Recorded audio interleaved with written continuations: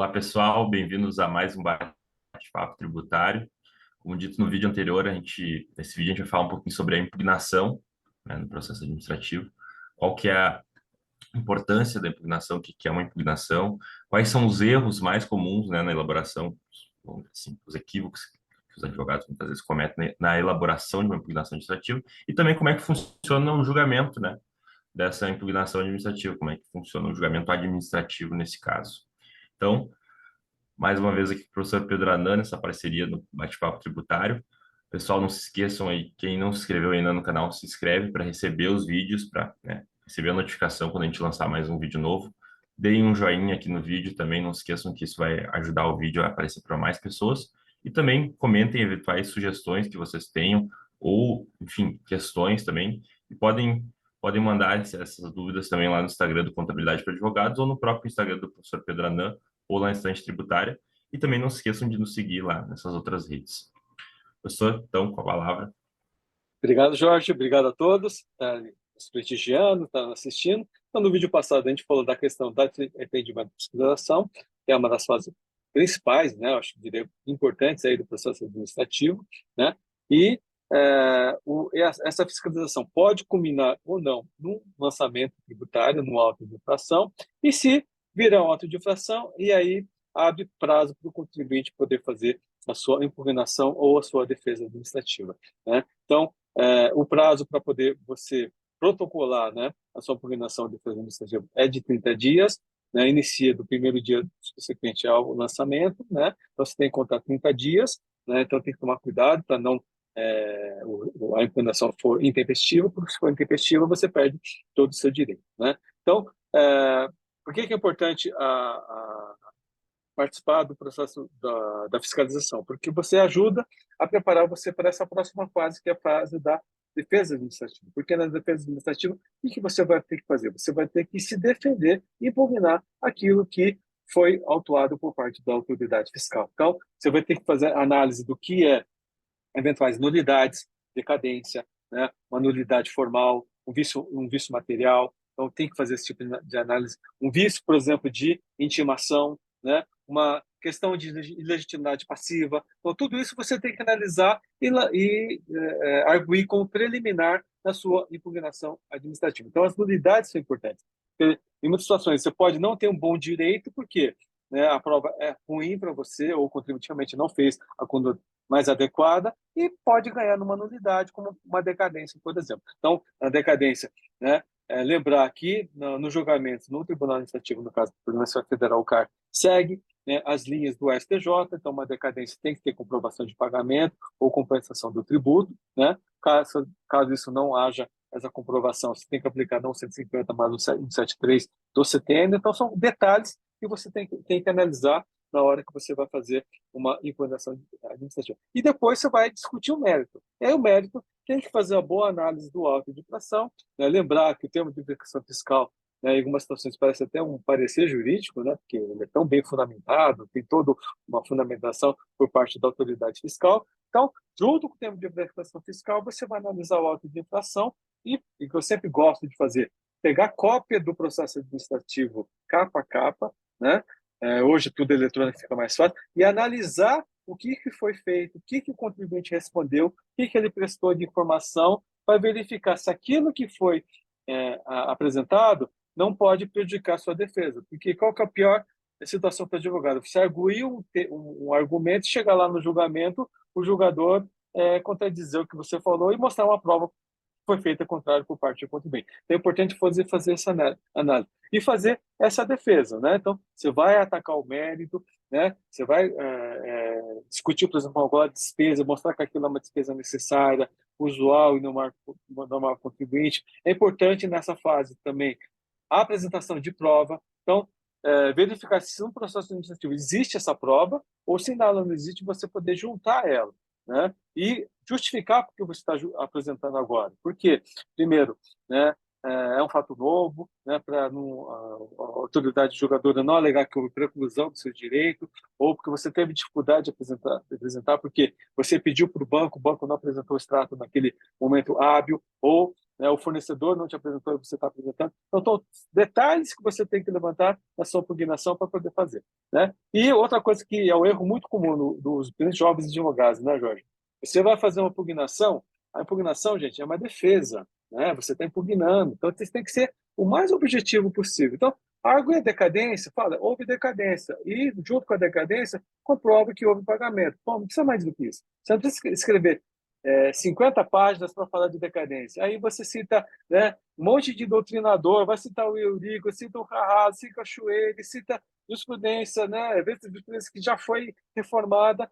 Gente, lembra o seguinte, o jogador ele conhece a jurisprudência, o jogador conhece a doutrina. Então, você não precisa ficar ensinando para o jogador o óbvio, né? Você tem que provar que aquilo que você tem direito, né? Então, um erro muito comum diante do jovem advogado é querer escrever demais. Você não está escrevendo um livro, você não vai aparecer vídeo, fazer uma defesa administrativa, né? E eu já vi, viu, Jorge, de julgador, e eu já fui julgador, eu sei como é que é, né? O bom direito, você precisa, às vezes, de 2 páginas, uma página só, para você mostrar. Você não precisa de muito mais do que isso. E eu vi juiz falar isso, olha, se o contribuinte levou 100 páginas para comprovar que o direito dele é bom, então ele não tem direito nenhum, portanto eu vou negar, eliminar. É lógico, né? Esse é o extremo. Mas, assim, é muito comum. Então, uma boa defesa, ela leva o quê? 20, 30 páginas no máximo, né? Por quê? Porque você não precisa escrever muito. A não ser que seja um caso mais complexo, por exemplo, um preço de transferência, uma questão de ágio, na qual você precisa realmente mostrar o detalhe da operação e desconstruir aquilo que o fiscal fez. Então, a orientação que eu falo, evitem de escrever demais sendo prolixos, né? Escrever numa linguagem que o julgador possa entender. Se colocar na posição de julgador, se eu fosse julgador e lesse essa defesa, né? Será que eu vou entender? Eu gostava muito de exercício que um ex-chefe meu fazia, né? Ele falava assim, se eu entender aquilo que o estagiário escreveu, então a peça está bem feita. Por quê? Né? A pessoa tem muita experiência, então se ele foi objetivo e claro, eu vou entender aquilo que está fazendo. Então seria a mesma linha. Se a pessoa entender o que você colocou de uma maneira clara, objetiva, e você tem a prova para isso, lembrar sempre, né? O contencioso administrativo é diferente do judicial. No judicial, você vai advogar de uma maneira. No processo administrativo, você vai advogar de uma maneira um pouco diferente, no qual a prova, né, ela é fundamental para convencer o julgador a dar o ganho de causa por parte do contribuinte. Então, vamos discutir uma questão de insumo psicofins. Então, é fundamental que você demonstre aquilo é um insumo e, em outras situações, é fundamental que você tenha um laudo técnico para poder comprovar que aquilo é um insumo. Porque o laudo, se for feito por uma pessoa independente, um engenheiro, que é um técnico especializado, é difícil alguém ter a capacidade técnica para poder contradizer aquilo. Então, eu acho que são detalhes que são importantes serem levados em consideração quando a pessoa vai fazer uma impugnação administrativa, né? Porque é muito comum, né? Que nunca trabalhou. De onde eu vou começar? Então, começa das nulidades, depois vai para o mérito, né? E depois faz a conclusão. E procura fazer uma peça, né? Que ela não seja muito enxuta, mas também não seja muito extensa. Ela fique num tamanho para que a pessoa tenha disposição para ler, né? Porque ninguém gosta de ler, né, Jorge? Eu já fui jogador, que nem pegava um recurso de 100 páginas, no qual, né, tinha advogado que tinha um péssimo defeito de alegar tudo, só que não provava nada, né? E até você encontrar, né, o direito do contribuinte naquele caso ficava difícil. Então, procurar ser pontual naquelas coisas, né? Esse é um ponto muito importante, tanto no judiciário como no administrativo mesmo, que é a questão de ser objetivo, né? Muitos advogados escrevem peças gigantescas, né? Quem vai ler já vem com, vamos dizer assim, uma carga de preconceito contra a peça, porque vê que a peça é gigantesca, e ninguém quer ler uma peça gigantesca, porque, enfim, tem que julgar muitos outros processos, tem muitas outras coisas para fazer, ninguém tem tanto tempo assim, ainda mais. Depois a gente vai falar do CARF, por exemplo, que é só o conselheiro, então ele tem diversos processos para julgar. Então, assim, o pessoal tem que ser. Claro que a gente não pode também fazer uma peça de 5 páginas, né, dependendo do Sim, caso, mas tem que tentar ser o máximo de objetividade possível para que a pessoa vá ler e seja uma coisa, vamos dizer assim, agradável de ler, não seja aquela sim, leitura pesada, como se o cara estivesse lendo um livro de doutrina de 1950, né? Seja sim, uma sim. coisa justamente para cativar, vamos dizer assim, o jogador para que ele leia e se convença daquele argumento. Agora, se ele já vai com uma carga de, né? certo preconceito, já fica mais difícil para ele ver, vamos dizer assim, os argumentos do contribuinte para eventualmente julgar favoravelmente. Então, assim, essa questão é muito importante hoje em dia. Acho que isso já está bem difundido, mas ainda existem escritórios, Sim, né, enfim, que fazem, tem essa cultura de fazer peças gigantescas. Eu também acho que não é uma coisa boa. E outra coisa que é importante também que mencionou é a questão de laudos técnicos, né? Muitas vezes a gente vê, por exemplo, processos de classificação de mercadoria, por exemplo, o fisco, né, reclassificou a mercadoria porque entendeu que, enfim, entendeu que era indevida a classificação do contribuinte, então o contribuinte tem que chamar, por exemplo, um engenheiro, enfim, fazer um laudo para provar que de fato aquilo está enquadrado, né, na NCM correta. Então, um processo como esse é muito importante o laudo, porque é uma posição de um terceiro, ele não manifesta, vamos dizer assim, né, a argumentação do contribuinte, então não tem aquela desconfiança de, olha, sim, sim. aquele cara é um contribuinte e tal. Então, é um laudo de um terceiro, vamos dizer assim, em tese imparcial, né, que querendo ou não tem um grande peso aí para os jogadores administrativos. Eu vejo que no CARF, principalmente, geralmente vários processos têm esses laudos, né?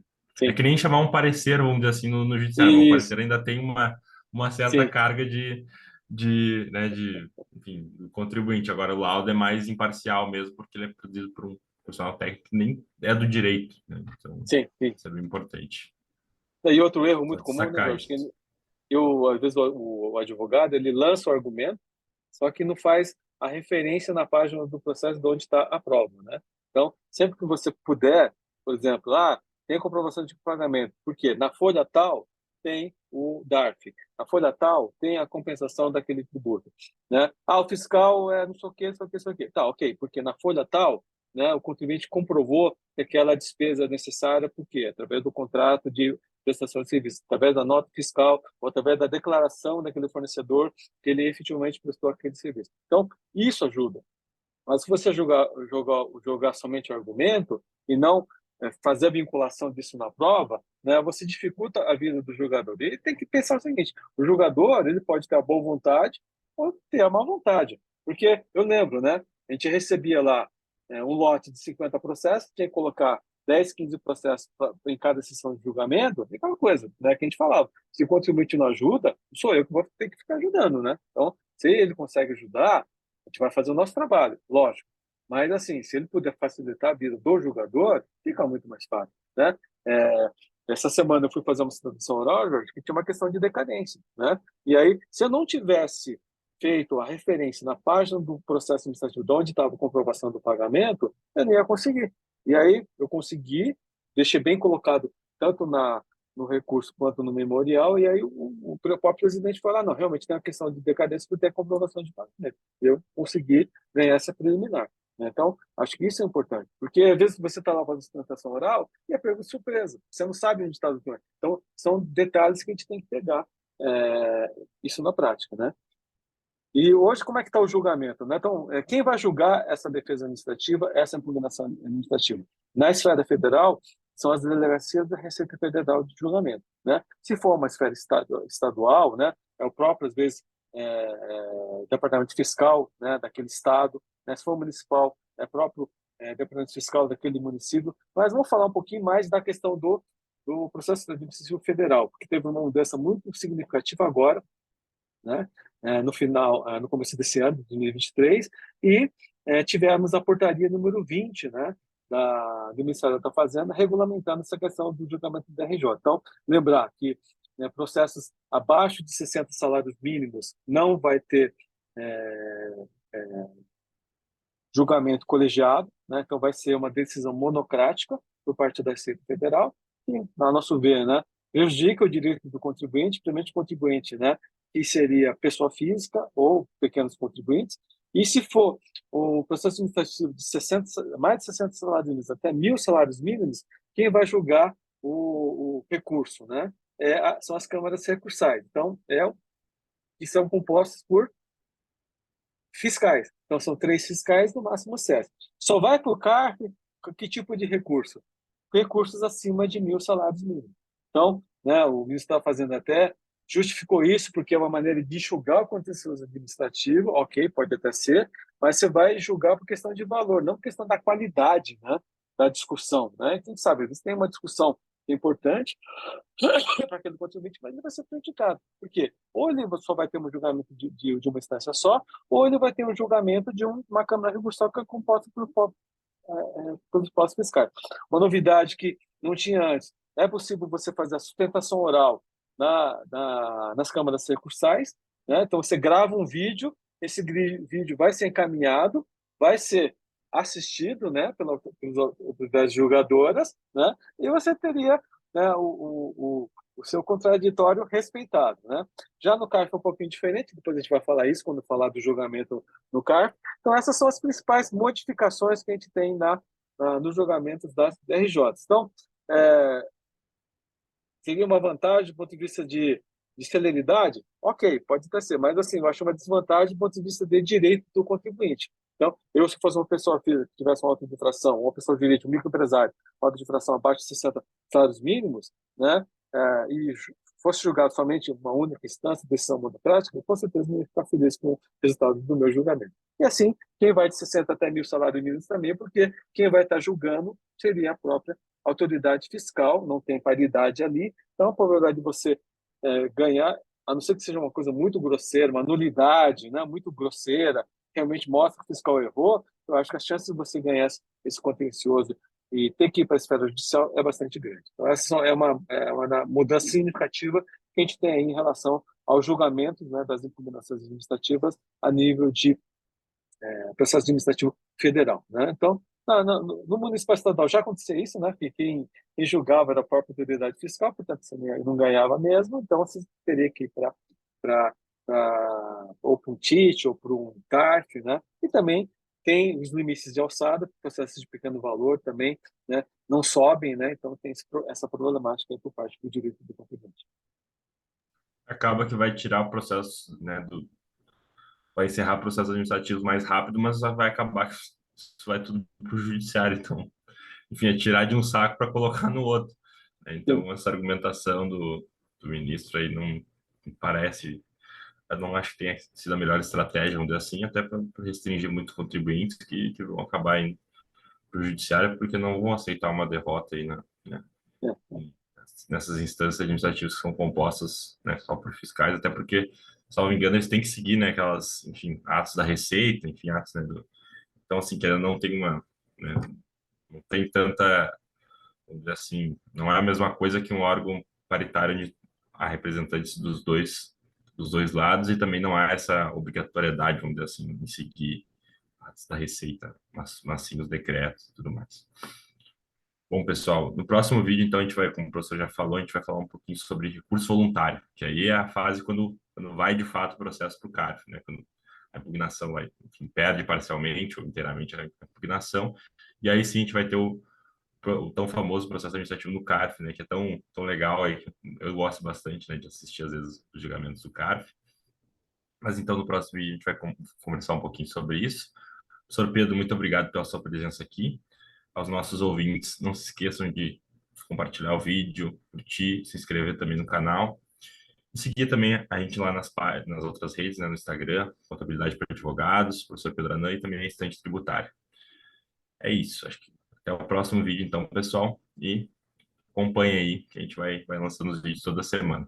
Um abraço. Obrigado a todos, até a próxima. Até logo.